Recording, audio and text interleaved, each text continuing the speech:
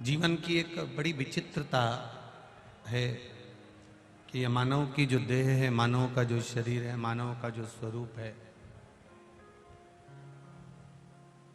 एक पानी के बुलबुले की तरह है।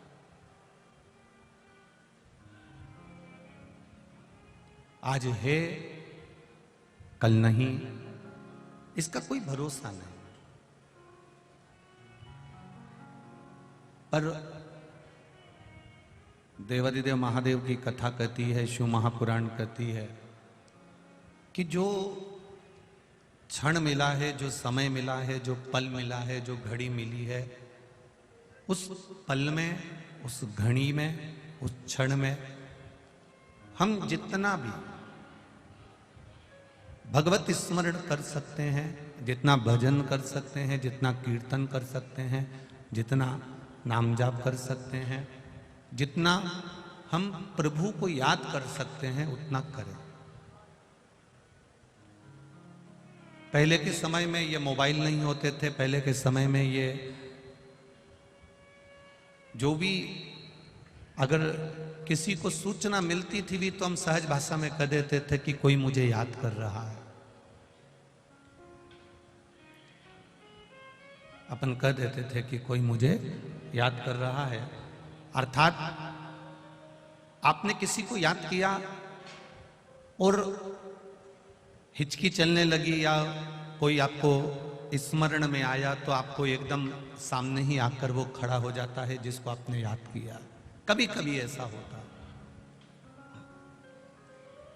उसी तरह शिव महापुराण की कथा कहती है, जब आप मेरे ओघड़दानी, मेरे त्रिकालदर्शी, मेरे कैलाशी, मेरे अविनाशी, मेरे शिव को याद करते हो तो एक ना एक दिन मेरा महादेव भी आपके सामने आकर खड़ा हो ही जाता है। बस उसको पाने का जो तरीका है वो थोड़ा सा अलग है।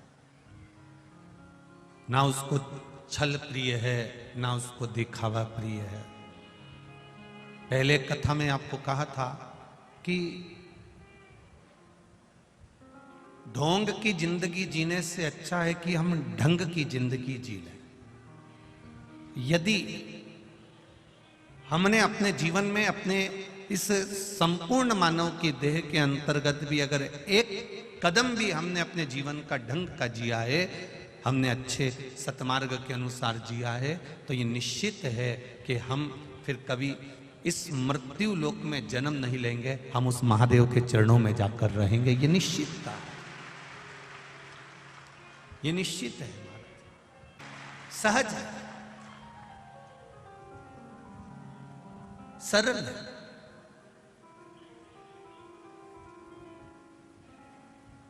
ये शिव महापुराण की कथा केवल कथा नहीं है, ये हमारे तीर्थों का उत्थान करना भी जानती है, हमारे तीर्थों का विकास करना भी जानती है, हमारे तीर्थों पर कहीं ना कहीं किसी ना किसी रूप में हमें पहुंचाना भी जानती है।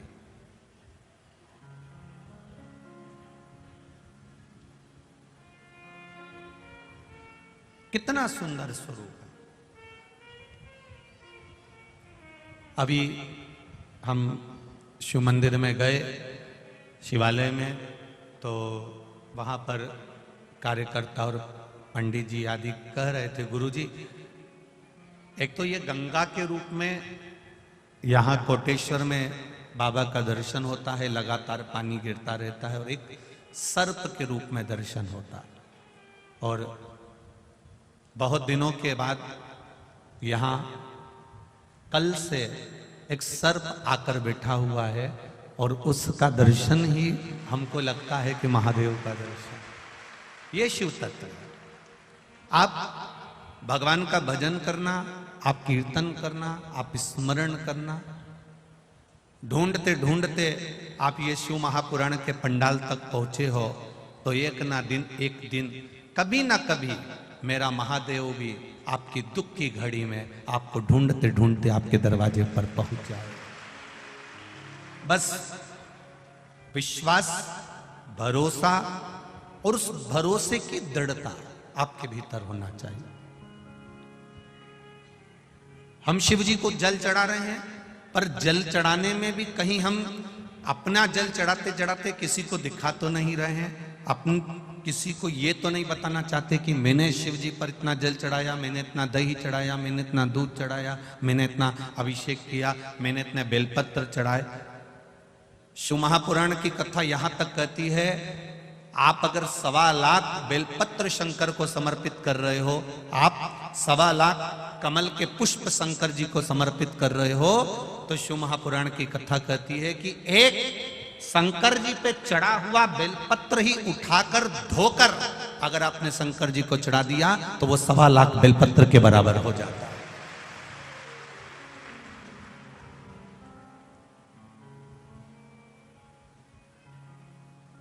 तुलसी का दल, गंगा जल, बेलपत्र और कमल का पुष्प, ये 4 चीजें कभी बासी नहीं होती।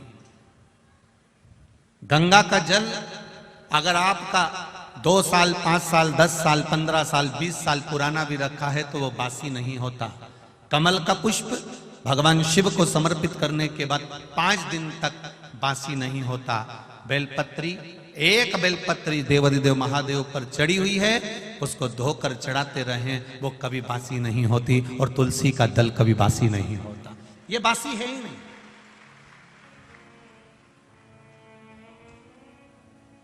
भागवत, रामायण, गीता, शिव पुराण, भगवान का भजन, कीर्तन, स्मरण, मंत्र जाप, आपके गुरु ने जो आपको जाप दिया है, आपके गुरु ने जो शब्द दिया है, आपने जो भगवान का नाम पकड़ कर रखा है, भजन पकड़ कर रखा है, ये कभी बासी नहीं होता। आप जब गाओगे तब वो ताजा, उसमें बासीता नहीं।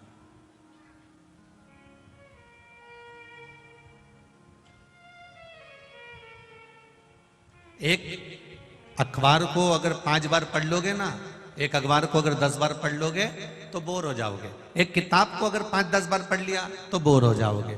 एक मैगजीन को 5-10 बार पढ़ लिया तो बोर हो जाओगे। मन नहीं लगेगा कि ये मैगजीन हमने पढ़ चुके हैं, ये अखबार हम पढ़ चुके हैं, ये किताब हम पढ़ चुके हैं। पर एक शिव महापुराण को आप हजारों वर्षों से श्रवण करते करते आ रहे हो, भागवत जी को 5200 वर्ष से सुनते हुए आ रहे हो, रामचरितमानस को जीवन आप लोगों का निकल गया, सुनते सुनते दादा परदादा अपनी जिंदगी निकाल लिए, पर आज तक उसको पढ़ते पढ़ते, आज तक उसको सुनते सुनते ये कभी ऐसा मन में भाव उत्पन्न नहीं हुआ कि अब मेरा सुनने का मन नहीं करता, अब मेरा पढ़ने का मन नहीं करता। इसको जितना सुनो, जितना पढ़ो, जितना धारण करो, ये उतना उभर कर हमारे सामने आता है। जैसे कोटेश्वर की कथा में पंचपुष्प शिव महापुराण की कथा है। आज पूरा विश्व इस 5 दिन की कथा में भगवान शंकर को चढ़ने वाले 5 पुष्प को जानने के लिए बैठा है, पूरा विश्व बैठा है।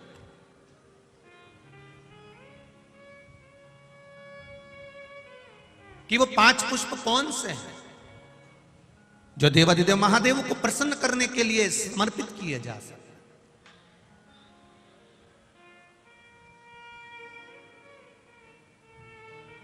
और पुष्प की भी मूलता वो है, कितना विचित्र है हमारा शास्त्र। वायु पुराण कहता है, जब आपका स्नान नहीं हुआ, आप बगीचे में गए हो, आज्ञा लेकर किसी के वृक्ष से पुष्प ले रहे हो, किसी टाली से पुष्प ले रहे हो, तो उसके मालिक से आपने पूछकर उस पुष्प को आपने तोड़ लिया, भगवान को समर्पित कर दिया। और यदि वही पुष्प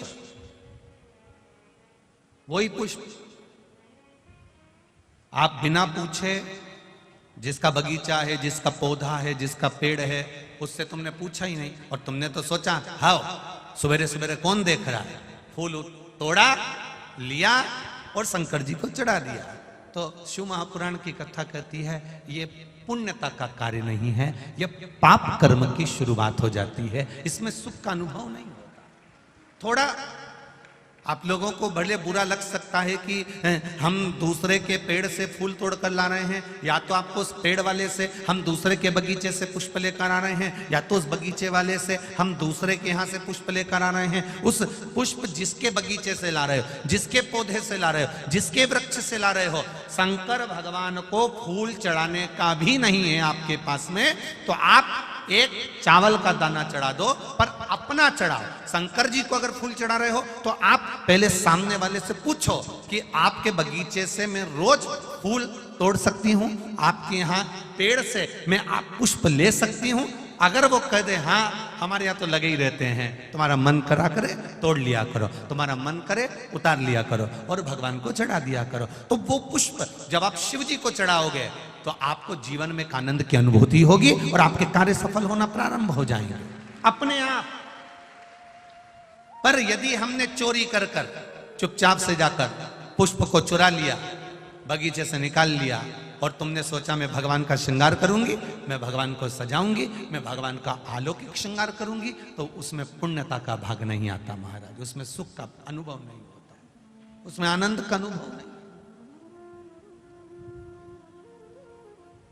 मैंने तेरे ही भरोसे बाबा, तेरे ही भरोसे हवा बिच उड़ती जावांगी, बाबा डोर हटो छठी राम कटी जावांगी, भोले मैं तेरी पतंग, शंभो मैं तेरी पतंग, हवा बिच उड़ती जावांगी, बाबा डोर हथो छठी राम कटी जावांगी। हमने शिव को समर्पित करा, हमने देवाधिदेव महादेव को समर्पित करा, और विश्वास रखकर जो दिया गया है, भाव रखकर जो दिया गया है, चोरी कर कर नहीं, छुपा कर नहीं।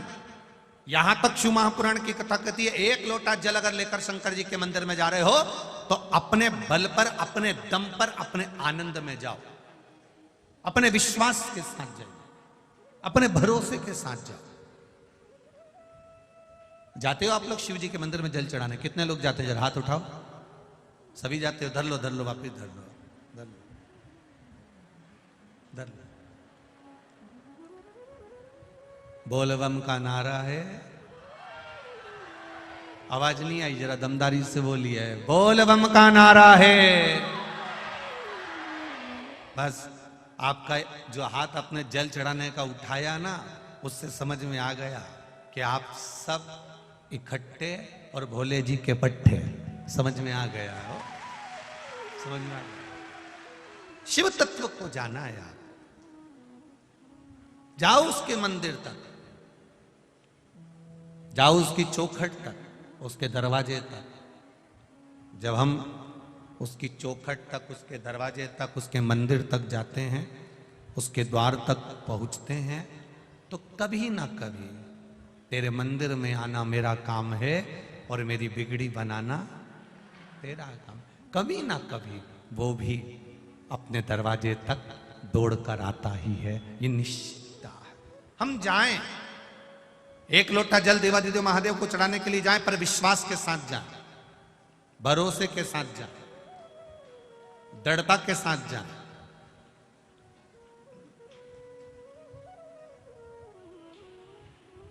शिव महापुराण की कथा कर रही, देवराज नाम का ब्राह्मण कुल में जन्म ले लेता है। पूर्व का कोई अच्छा कर्म होगा, कोई अच्छा कर्म होता है तब जाकर अच्छे कुल में जन्म होता है।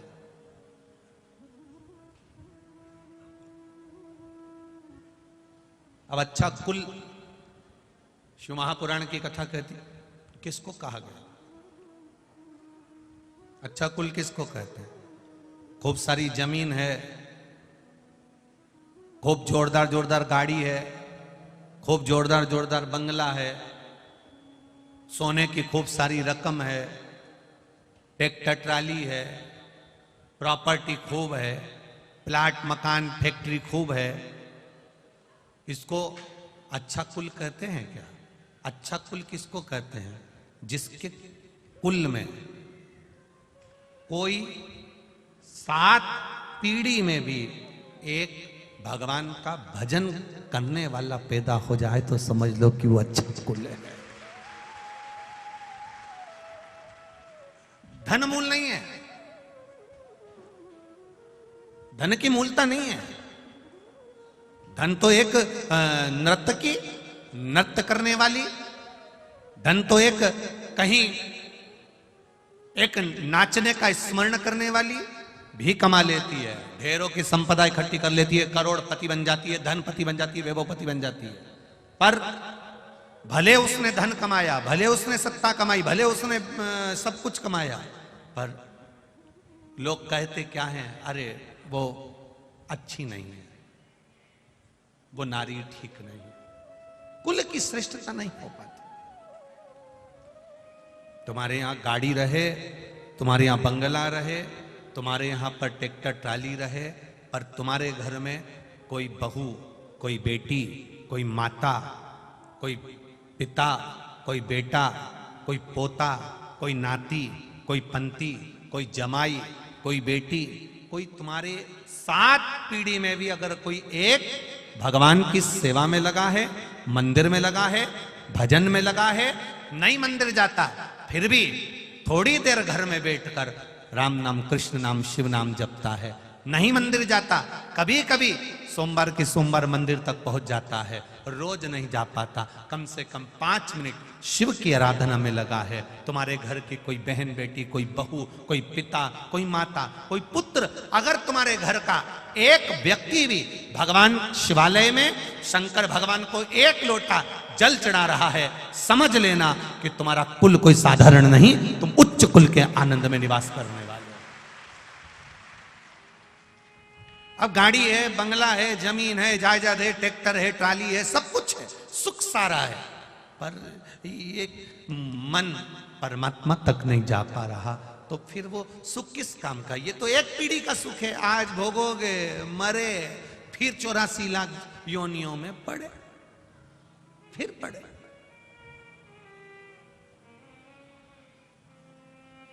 ना राम नाम लीनो तूने भरी जवानी में, तू डूब के मर जा रे चुल्लू भर पानी में, तू डूब के मर जा रे चुल्लू भर पानी में। अब ना राम नाम ले पा रहे हो, ना कृष्ण नाम ले पा रहे हो, ना शिव नाम ले पा रहे हो, बस पेड़ की छांव में बैठ गए और निकालो,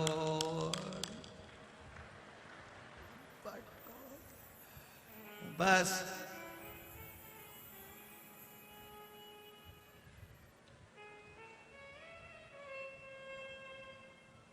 दो लड़के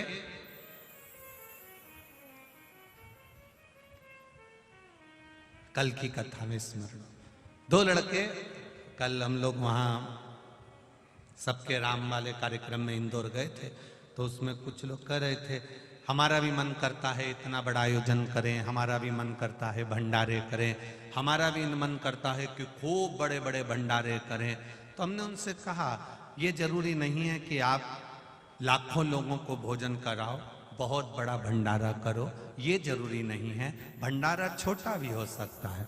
उसने कहा गुरुजी छोटा भंडारा करो तभी भी तो 1-8 लाख रुपए, 25-50 हजार रुपए खर्च हो जाते हैं। हमने कहा इतना भी खर्च नहीं होगा। अरे गुरुजी और छोटा भंडारा करो तो 10-20 हजार तो खर्च हो ही जाते हैं। हमने कहा इतना भी नहीं होगा। उसने कहा फिर ऐसा कौन सा भंडारा है? हमने कहा घर में से थोड़ा सा आटा और शक्कर निकाल के लेगा, पीपल के पेड़ के नीचे डाल दिया, चींटियों ने आकर खा लिया, वो भी तो भंडारा है। घर में से थोड़ा सा अन्न निकाल के ले गए, पक्षियों को डाल दिया, वो भी तो भंडारा है। थोड़ा सा अभी फसल कटी है, गेहूं का बहुत सारा भूसा निकलेगा, बहुत सारा चारा निकलेगा, बोरा भरकर आप अपनी गाय के लिए रखते हो, 1 बोरा भरकर दूसरों की गाय के लिए भी रख लो, भंडारा ही तो कहलाएगा। भंडारा ही तो है।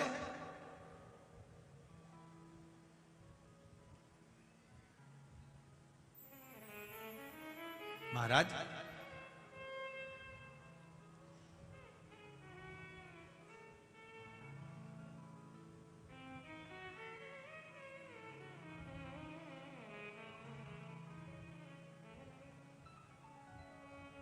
स्वयं खा लेना सुकृति है, छुड़ाकर खा लेना विकृति है, और बांट कर खाना ये मेरे भारत देश की संस्कृति है। उस संस्कृति में हम जी हैं। जरूरी नहीं कि आप लाख रुपए खर्च करोगे तो भंडारा होगा। आप पीपल के पेड़ के नीचे बैठ, कभी तुमने विचार करा कि इन हाथों ने ये रोज बांटा, आज घर से अपनी बहू से कह दूं कि बेटा थोड़ा आटा से शक्कर मिला दे, रोज ये गांव के लोगों के साथ बैठ के ऐसा ऐसा बांटता हूं, आज अपने हाथों से पीपल के पेड़ के नीचे थोड़ा सा दाना डालूंगा तो मेरी जिंदगी ऊपर जाकर संवर जाएगी। कभी सोचा? बस बैठ गए, जब समय मिला तब बैठ गए। 4 बजे पेड़ के नीचे बैठ गए, 5 बजे पेड़ के नीचे बैठ गए, 6 बजे पेड़ के नीचे बैठ गए। पर बैठो, शिव महापुराण की कथा कहती, अभी ग्रेटर नोएडा की कथा में वर्णन करा था। एक चाय, यहां बाहर जाना चाय पीना 5 रुपए की मिल जाएगी, वही चाय छोटा नागदा जाना किसी होटल में बैठकर पीना 10 रुपए में मिलेगी, वही चाय। और आगे जाना बेटमा, और बेटमा में किसी वीआईपी होटल में बैठकर पीना 50 रुपए की मिलेगी, वही चाय। इंदौर चले जाना 5 स्टार 7 स्टार होटल में जाकर पीना 150-200 रुपए की मिलेगी। चाय वही है, शक्कर वही है, दूध वही है, पानी वही है, आगी में तपाई भी वही है। चाय यहां 5 की है, आगे गए 10 की हो गई, और वीआईपी में गए 50 की हो गई, और इंदौर पहुंच गए 200 रुपए की हो गई। 7 स्टार में उस चाय को 5 स्टार होटल में जाकर पिए, वो 200 रुपए की हो गई। चाय वही है, बस वो चाय कहां जाकर बैठी है उसकी कीमत देखिए। ठेले पर थी वो चाय 5 रुपए की थी, होटल पर पहुंची उसकी कीमत बढ़ गई, और होटल पर पहुंची उसकी कीमत बढ़ गई। 5 स्टार होटल में चाय पहुंच गई 200 रुपए की हो गई। उसी तरह तुम कहां बैठे हो, तुम्हारी कीमत तुम स्वयं बना सकते हो कि तुम बैठ कहां रहे हो। फालतू लोगों के साथ बैठोगे कीमत घटेगी, सत्संग में जाकर बैठोगे, शिव महापुराण में जाकर बैठोगे, राम कथा में जाकर बैठोगे, रामायण में जाकर बैठोगे, सुंदरकांड में जाकर बैठोगे, कहीं अच्छी जगह में जाकर बैठोगे तो तुम्हारी कीमत परमात्मा जानता है कि तू कोहिनूर हीरा है, वो जान लेता है कि इसकी कीमत क्या है। और बैठ जाओ किसी वो मदिरा पीने वालों के साथ गलत, फिर कीमत है, कहीं का भी आएगा नहीं तो गाली से बात करेगा, गाली से। और यहां तुम बैठ जाओ, कहीं का गाली से बात करके बता दे भला, और साहब कैसा हो, और साहब कैसा हो, आओ साहब, बैठो साहब, आराम से बैठो साहब, कितना कितना सम्मान दे। और तुम वो गलत लोगों के साथ बैठो तो मैं कोई सम्मान दे। यहां लोग भजन सुना है ना, मैं देसी देसी सुना है, तो सम्मान दे तुमको। पहले ही शब्द निकले वहीं डायरेक्ट कोरे, हमारी जगह बैठ गया। और यहां तुम कहीं पर भी बैठ जाओ, श्री शिवा नमस्तु, यहां जो देगा वो भजन देगा, यहां जो देगा वो नाम देगा, यहां जो देगा वो राम नाम कृष्ण नाम देगा, यहां जो देगा वो भगवान का भजन देगा, और वहां जो देगा वो देसी देसी देगा। अब मन तुम्हारा है कि तुम अपने आप को किस जगह पर ले जाकर बैठाना चाहते हो। कितने दिन की कथा है, बोलो बोलो जम के बोलो जीजी, और जीजा उन भी बोलो कितने दिन की है रे, 5 दिन की कथा है। अब 5 कर्मेंद्री 5 ज्ञानेंद्री, इनको सवारने के लिए यह पंचपुष्प शिव महापुराण की कथा है। कोई कितई के आजकल तो तू हमारे पास आके बैठ ही नहीं रिया, उससे कह देना अब आजकल मैं 5 स्टार होटल में बैठ रहा हूं, अब मैं थारे साथ नहीं बैठी रही, अब मैं तो 5 स्टार में बैठ रही। अब मेरे को बस वहां बैठे। क्यों बैठे?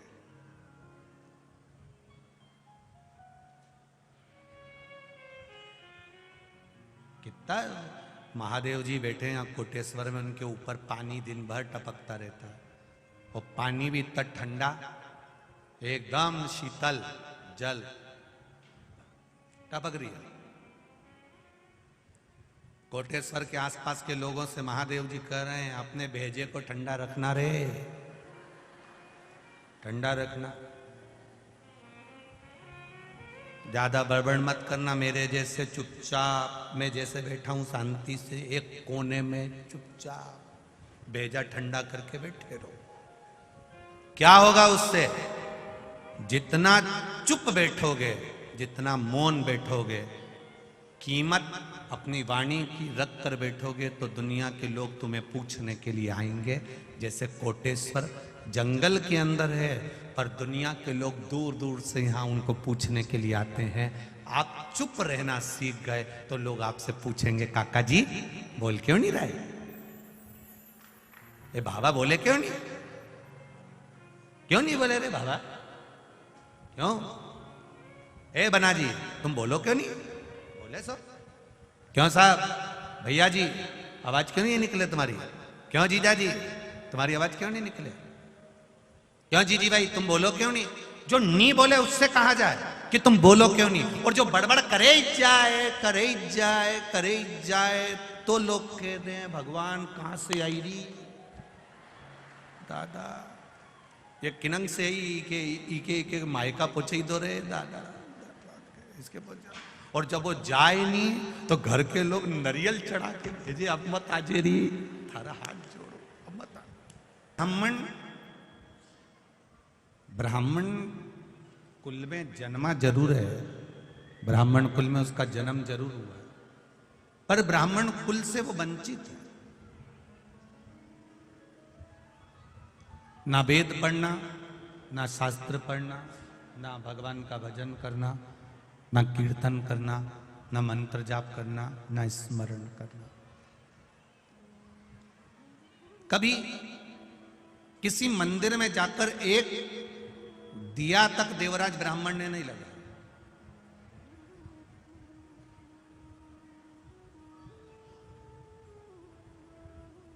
फिर भी चोरी का धन लेकर आ रहा था, चोरी का सामान लेकर आ रहा था, और वो चोरी के धन को ले जाकर मंदिर में लेकर छुपाकर बैठ गया, जहां एक ब्राह्मण देव शिव महापुराण की कथा का वाचन कर रहे हैं।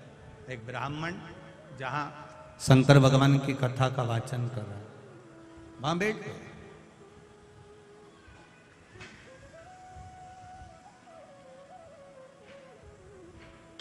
शरीर में ताप था, शरीर में बुखार था, और जब शरीर में ताप पड़ रहा था, बुखार पड़ रहा था, शरीर ठीक नहीं था, तब ब्राह्मण देवता बार बार चिल्ला रहे थे हर हर महादेव। इसको बड़ा क्रोध आ रहा था, इसको बड़ा क्रोध आ रहा था, और उस क्रोध के कारण ये वहां से निकलकर एक बेलपत्री के वृक्ष के नीचे जाकर बैठ गए।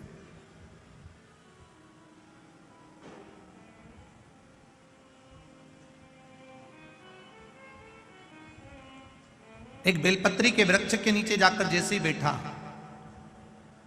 शरीर में कष्ट होने के कारण इसके प्राण छूट गए। यम के दूत इसको बंदी बनाने के लिए आ गए, और जब यम के दूत इसको बंदी बनाने के लिए आए तो इतने में देवादिदेव महादेव के गण भी वहां आकर खड़े हो गए। यमदूतों के साथ इसको ले जाने नहीं दिया, यमदूतों के साथ इसको ले जाने नहीं दे रहा। कारण इसने शंकर भगवान के गणों से पूछा कि मैंने जिंदगी में केवल पाप करा,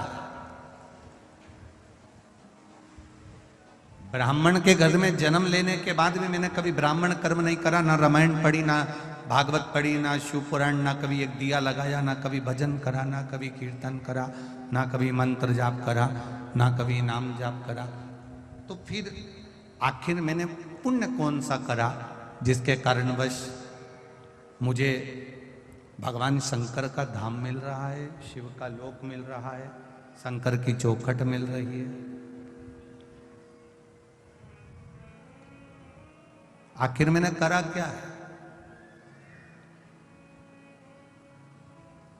शिव गणों ने कहा तुमने कुछ नहीं करा, तुम्हारी माता ने एक लोटा जल जो देवाधिदेव महादेव को चढ़ाया था, बस उसी जल का पुण्य तुम्हें प्राप्त हुआ। एक बात आपको पहले भी कही, आज फिर कहते हैं, सारे पुराण शास्त्रों में ये लिखा हुआ है कि इसको सुनने से 7 पीढ़ी तर जाती है, ऐसा करने से 7 पीढ़ी तर जाती है।